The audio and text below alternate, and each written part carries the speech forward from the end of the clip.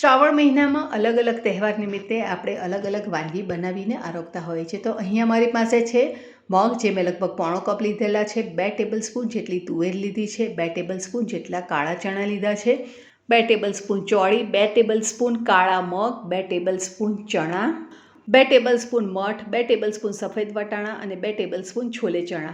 અહીંયા મેં 3 અલગ અલગ પ્રકારના ચણા લીધા છે, તો તમે એની જગ્યાએ વટાણા લીલા લઈ શકો છો અથવા તો તમારી ચોઈસ પ્રમાણેના કઠોળ તમે લઈ શકો છો. બધા કઠોળ 2 ટેબલસ્પૂન અને મગ પોણો કપ. બધી વસ્તુને આપણે ભેગી કરી લેવાની છે અને એને સારી રીતે ધોઈ લેવાની છે. 3 થી 4 વાર પાણીથી આપણે એને સરસ રીતે ધોઈ લઈશું અને એને લગભગ ઓવરનાઇટ એને પલળવા માટે મૂકી દઈશું. અને પલળ્યા બાદ આપણે એને એક કાણાવાળા ચારણામાંથી કાઢી લઈશું, જેથી કરીને બધું પાણી સરસ રીતે નીતરી જાય અને આપણા જે આ કઠોળ છે તે એકદમ સરસ કોરા પડી જાય. અને કોરા પડ્યા બાદ આપણે એ ચારણાની અંદર જ રહેવા દેવાના છે લગભગ 24 કલાક માટે. અને તમે જોઈ શકો છો કે 24 કલાક પછી બધા કઠોળમાં સરસ રીતે ફણકા ફૂટીને તૈયાર થઈ ગયા છે. અને વધારે ફણકા જોઈએ તો તમે વધારે સમય માટે પણ એને રાખી શકો છો. તો હવે આપણે રેસીપીનો બીજો પ્રોસેસ કરીએ અને કઠોળને મૂકી દઈએ સાઈડ પર. અહીંયા મારી પાસે 4 થી 5 સૂકા મરચાં લીધા છે, 3 લીલા મરચાં લીધા છે અને 2 મોટા કાંદા લેવાના છે. હવે ખાસિયત આ શાકની એ છે કે આપણે આમાં બિલકુલ ચપ્પુનો યુઝ કરવાનો નથી. ચપ્પુનો યુઝ કર્યા વગર જ આપણે આ શાક બનાવવાનું છે. એટલે તમે જોઈ રહ્યા છો કે હું કાંદાને પણ ચપ્પુની મદદ વગર જ છોલી રહી છું અને આ રીતે હાથની મદદથી જ છોલવાના છે. એટલે હાથમાં જે આપણે અંગૂઠાના નખનો યુઝ કરીશું તેમાં થોડું આપણને પ્રોબ્લેમ તો થશે જ, પરંતુ ટ્રેડિશનલી છે એટલે આપણે એ રીતને અને એ રીતિને તો પકડી જ રાખવાની છે.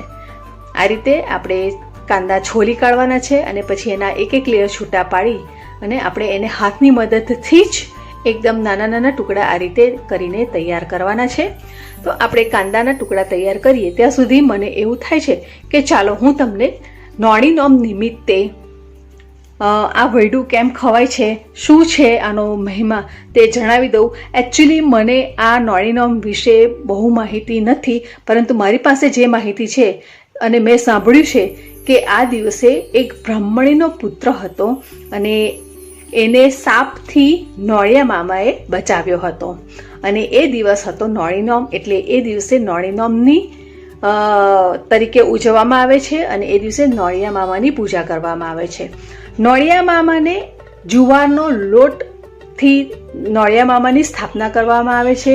બાજટ પર નોળિયા મામાને મૂકી અને એમનું પૂજન અર્ચન કરવામાં આવે છે. અને પછી પૂજન અર્ચન થઈ ગયા બાદ એ નોળિયા મામાને કોઈ પણ ઝાડ નીચે, પવિત્ર ઝાડ નીચે એમને પધરાવી દેવામાં આવે છે. આ રીતની માહિતી મારી પાસે છે જે હું તમારી સાથે શેર કરી રહી છું. અને ફ્રેન્ડ્સ, આમ પણ તહેવારની પાછળ, કોઈ પણ તહેવારની પાછળ કોઈક રીઝન તો હોય જ છે. અને દરેક તહેવારનું રીઝન અલગ અલગ હોય છે, પરંતુ સાયન્ટિફિક રીઝન પણ આ તહેવારોની પાછળ તો હોતું જ હોય છે. હવે આ રીતે આપણા બધા કાંદાને કાપીને તૈયાર કરી દીધા છે. તમે જોઈ શકો છો એકદમ અનઇવન શેપ છે, પરંતુ કાપવાના છે આ જ રીતે. એક એક લેયર છૂટું છે. મહેનત તો લાગશે. મને આટલા કાંદા કરતાં લગભગ 12 થી 15 મિનિટ લાગી હતી. હવે આપણે સૂકા મરચાં છે એને આ રીતે ડીચું કાઢી નાખવાનું છે અને એની અંદરથી જેટલા પણ બિયા છે એ બધા બિયાને આપણે આ રીતે કાઢી નાખવાના છે. અને બિયાને કાઢ્યા બાદ આપણે એને પણ હાથની મદદથી જ ટૂંકા એટલે કે નાના નાના ટુકડા કરી દઈશું.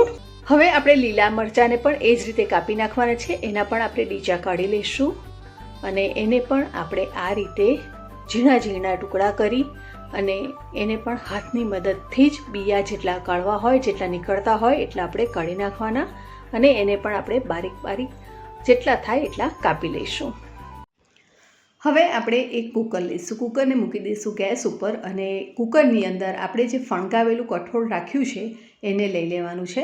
ડાયરેક્ટ જ આપણે કઠોળને અંદર કુકરમાં મૂકી દેવાનું છે. તેલનો વઘાર કે એવું કાંઈ પણ કરવાનું નથી.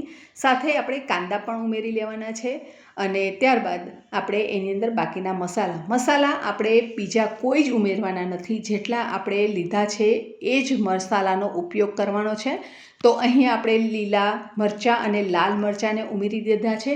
હવે આપણે આ વૈડું થોડું ગ્રેવીવાળું બનાવવાના છીએ, એટલા માટે આપણે અહીંયા લગભગ 4 કપ જેટલું પાણી ઉમેરી લેવાનું છે. તમને જો ગ્રેવી ઓછી ગમે તો તમે ઓછું પાણી ઉમેરી શકો છો, પણ મેં અહીંયા 4 કપ જેટલું પાણી ઉમેરી લીધું છે. સ્વાદ પ્રમાણે આપણે મીઠું અંદર ઉમેરી લેવાનું છે અને ત્યારબાદ આપણે બધું સરસ રીતે મિક્સ કરી લેવાનું છે.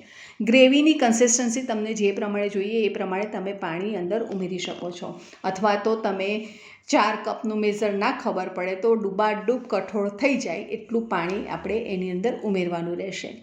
સ્વાદ પ્રમાણે મીઠું અને દરેક મસાલા સરસ રીતે વૈડું સાથે મિક્સ કરી લેવાનું છે અને ત્યારબાદ આપણે એને ઢાંકી દઈશું અને લગભગ 3 થી 4 સીટી પડે ત્યાં સુધી એને થવા દઈશું.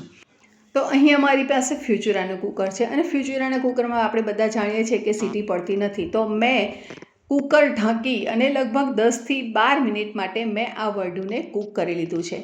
આ વૈડુની ખાસિયત એ છે કે એમાં કોઈપણ જાતના મસાલા કે જેમ કે હળદર, લાલ મરચું પાવડર, ધાણા જીરું એવું કંઈ પણ નાખવામાં નથી આવતું. ફક્ત કાંદા, લીલા મરચાં અને સૂકા મરચાં, અને એ પણ હાથથી કાપીને જ અંદર ઉમેરવાના રહેશે. એ આ વૈડુની ખાસ ખાસિયત છે. અને આમ આપણે નોર્મલી બનાવીએ અને નોમના દિવસે બનાવીએ એ વૈડુની શું કહેવાય કે સ્વાદ અને એનો ટેસ્ટ જ કંઈક ઓર હોય છે. તો અહીંયા આપણે કૂક કરી લીધું છે 10 થી 12 મિનિટ માટે, અને ફરીથી આપણે એને એકવાર સરસ રીતે આ રીતે મિક્સ કરી લેવાનું છે, જેથી કરીને થોડી ગ્રેવી ઘટ્ટ બની જશે અને વૈડુની જે ગ્રેવી હશે તો તે થોડી ઘટ્ટ પણ થશે. એટલે જ્યારે આપણે રોટલા સાથે ખાશું તો એ ખાવાની પણ ખૂબ મજા આવશે. તો આ વૈડુને સ્પેશિયલી જુવારના રોટલા સાથે સર્વ થતા હોય છે, અને સાથે કાકડી, સાથે દૂધ, અને જો તમને ગમે તો તમે સાથે કાંદો પણ લઈ શકો છો. પણ હું દૂધને મૂકી દઈશ સાઈડ પર અને ફક્ત વૈડું, રોટલા, કાંદા, કાકડી સાથે હું એન્જોય કરીશ.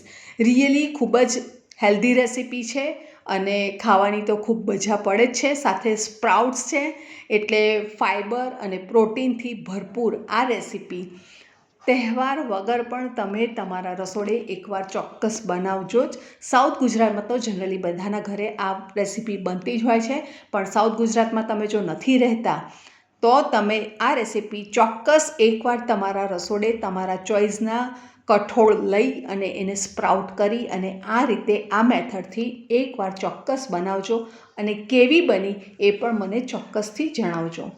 રેસીપી ગમી હોય તો ચોક્કસ આ વિડીયોને લાઇક કરો. ચેનલને સબસ્ક્રાઈબ ન કરી હોય તો સબસ્ક્રાઈબ કરી બાજુમાં આવેલા બેલ આઇકોનને પ્રેસ કરો. સાથે ઓલ નોટિફિકેશન બટન પ્રેસ કરો, જેથી નિત નવી રેસીપી તમને જલ્દીથી જોવા મળે અને તમે નવી નવી રેસીપી જોઈ શકો. વિસરાતી વાનગી અને મૂળભૂત ગુજરાતી રેસીપી જોવા માટે સુપર સહેલિયા ચેનલ જોતા રહેજો. Thank you.